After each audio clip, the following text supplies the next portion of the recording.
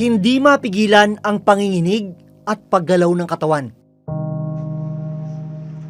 Hindi makatayo. At hindi makapagsalita ng maayos.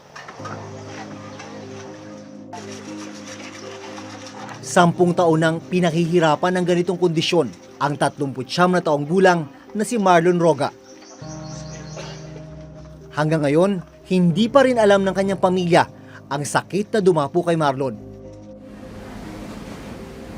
Kakailanganing tumawid ng dagat at magbiyahe ng 7 oras para marating ang ospital na pwedeng tumukoy sa kanyang kondisyon. Pero hindi raw nila kakayanin ang gastos at habang hindi nagagawa ang iba't ibang diagnostic test at gamutan, unti-unti ring lumalala ang sakit ni Marlon.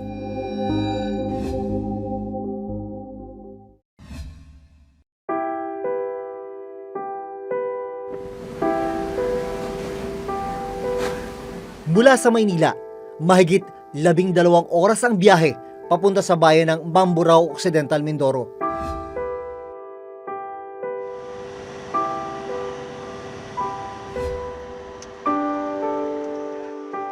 Sa isang bahay sa barangay Tayamaan, nakatira ang pamilya ni Marlon Roga. Dahil hindi na makatayo at makakilos, ang 11 taong gulang niyang anak na si Ana Marie ang nasisilbing mga kamay at paa ni Marlon. Taong 2010, nang unang makaramdam daw ng panghihina at panginginig ng paa si Marlon. Hanggang sa unti-unti raw itong umakyat sa kanyang buong katawan. 2015, tuluyan na siyang hindi makalakad at hindi makapagsalita ng maayos.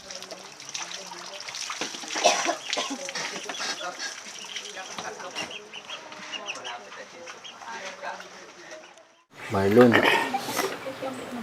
mahirap yung kalagayan mo pero salamat ka may ganyan kang anak mo. Yung sinasabi mo sa kanya pag kayo-kayo na lang.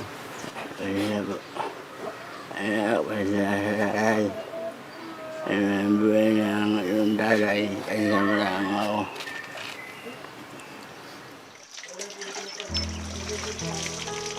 Sa araw-araw, ito na ang naging sakripisyo ni Ana Marie para sa kanyang tatay Marlon. Kailan ka nagsimulang gumawa ng ganitong responsibilidad sa papa mo? 5 years old po. Ilang taon ka na nga ngayon? 11 po. Tagal-tagal na rin pala, no?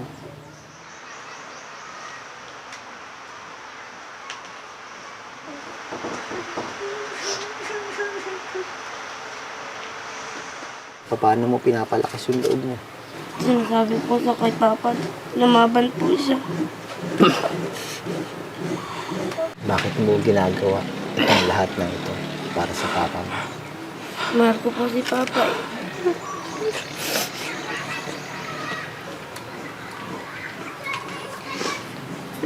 Kasi po kung wala si Papa, wala po kami.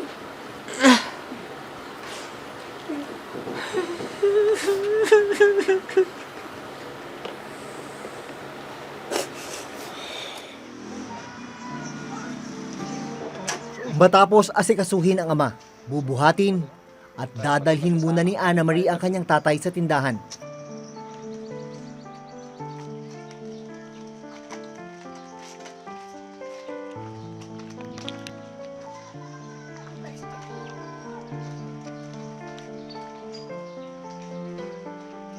Kung saan nagtatrabaho ang kanyang inang si Annalyn.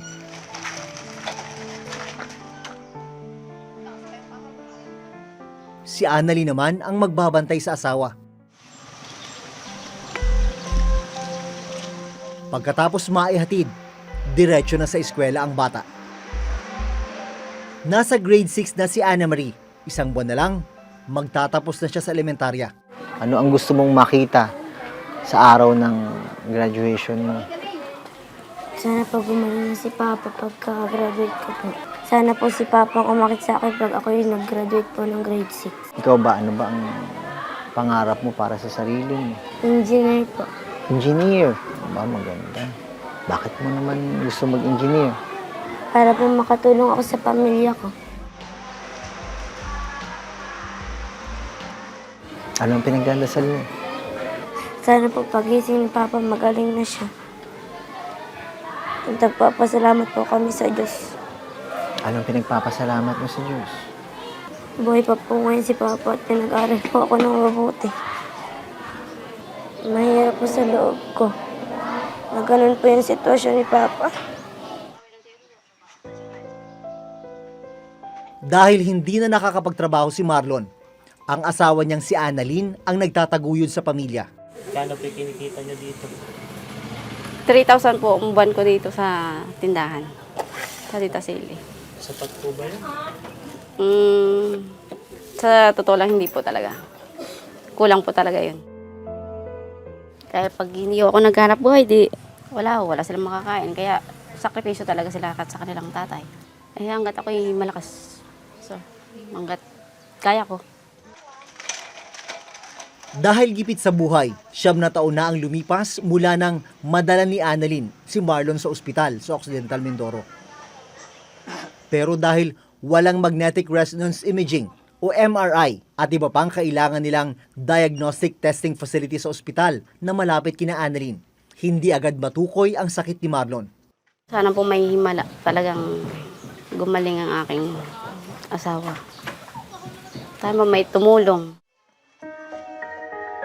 Napag-alaman namin na may kuya pala si Marlon na namatay matapos makaranas ng kaparehong sintomas, gaya ng unti-unting pagkawala ng kontrol sa galaw ng katawan, panghina at hirap sa pagsasalita. Ang malungkot, namatay ang kanyang kapatid na si Elmar na hindi man lang natukoy ang sakit.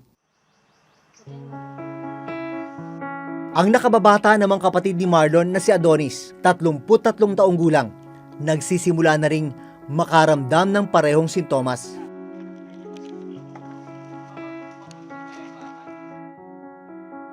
Ngayong hapon, susunduin ni Adonis ang mga anak sa eskwelahan. Nanginginig man at hindi makontrol ang paggalaw ng ilang bahagi ng kanyang katawan, pinipilit pa rin ni Adonis na makatulong sa pamilya. Adonis, nung nagkasakit yung kuya mo, si Marlon, tapos yung sinundan mo pa na kuya, anong naiisip mo ng mga panahon na yun? Parang naisip ko din, parang baka tamaan din ako ng ganun sakit. Pero nung nag-edad po ako ng 28, sinabi sa sarili ko, wala mo nang naramdaman. 2018 ba nung tinamaan ng sakit yung dalawang Oo, kuya? 28 po sila parehas eh. 28 sila. 28 po sila. So, nalampasan mo na yung edad na Oo. 28. Basta parang dahil na po ako, parang okay na sa akin, parang ay wala na. Lampas na sa akin, parang 2018 po, may naramdaman ako sa katawan ko. Ito, parang nangihina siya, tampa ako. 30 pa lang po. Naramdaman ko na siya. Ito, parang nangihina na. Parang hindi na makasipa ng motor masyado. Tapos hindi ko pinansin yun, diretso pa rin paghanap buhay ko, laot pa rin laot. Sa laot po, naramdaman ko naman, ito naman, tuhod. Itong dalawang tuhod ko. Pag kinikilo ko siyang ganyan, pag inunat ko, sakit. Ito po, naramdaman ko na, hindi na siya may lakad. Ilan taong ka na nun? Magte-33 na po ako nung tinamaan ito. Kailan mo napansin na nauutal ka na? Ito lang po, ilang buwan din lang po na nakalipas. Talagang nauutal na po yung salita ko. Ang kinakatakot ni Adonis, baka bakuhan ng kanyang 3 anak na lalaki ang kanyang sakit. Sabi ko nga po, na po sana po maranasan ng mga anak ko. Kasi naranasan namin, hirap po talaga. Kung maranasan ko naman ako, hindi ko po siguro kaya na po, sir. Nagpa-check up daw si Adonis sa iba't ibang ospital. Ang problema, dahil hindi nila nagawa ang mga diagnostic test, hindi rin natukoy ang sakit ni Adonis. So, unang check-up po namin, nirequest po kami ng doktor na magkaroon siya ng nerve test. So, isinagawa po namin yung nerve test na ito sa Manila, Quezon City. Second, balik namin para sa check-up, kasama po yung resulta ng nerve test. Sabi po ng doktor, wala naman po, negative naman po. So, nirequest naman po kami for MRI. Yun nga lang po, pagdating namin po sa MRI, hindi po niya kinayang humiga for 1 hour. Kusang gumagalaw at nangangalay daw yung leeg niya at saka yung binti. In-stop na po yung MRI. After po nun, nag-stop na rin po kami ng check-up.